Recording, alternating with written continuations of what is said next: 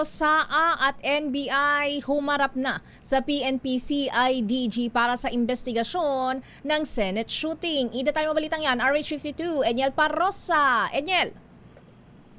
Humarap sa Campo Crame ngayong Martes, Mayo 19, ang Office of Senate Sergeant at Arms kaugnay na investigasyon sa nangyaring putukan sa Senado nitong nakaraang linggo. Kinumpirma ni PNP spokesman Police Brigadier General Rolando Tuanyo na kasama sa mga nagtungo dito sa tanggapan ng Criminal Investigation and Detection Group ang sinuspinding OSAA Chief na si Retired General Mau Aplasca.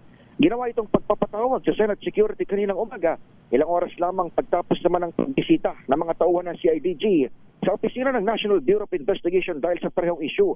Sa hiwalay na panayam dito sa PNP National Headquarters, sinabi ni NBI Director Melvin Matibag na 1:30 na ng madaling araw natapos ang pag-uusap nila ng CIDG Regional Field Unit NCR.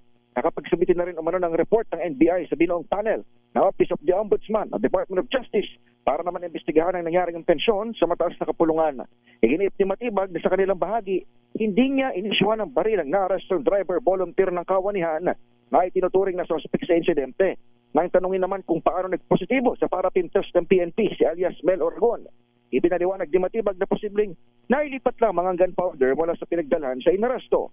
Kita umano sa mga kuha ng kamera na dinakma ng OSAA si Oragon mula sa 5th floor o kantina ng GSIS building saka dinala at pinadapa sa 2nd floor ng Senate premises kung saan nangyari ang putukan.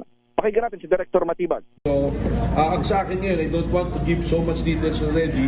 The Department of Justice and the Office of the Ombudsman already created a panel to investigate. Today, we submitted a report yung findings ng NBI, but we reserve a right to submit additional findings. Ang tinig ni Director Matibag sa panayam dito sa Camp Crame.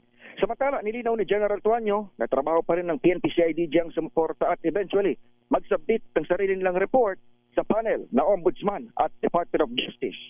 Ako sa Enyel Parrosa, nag-uulat para sa DZRH. Una sa Pilipinas, una sa Pilipino.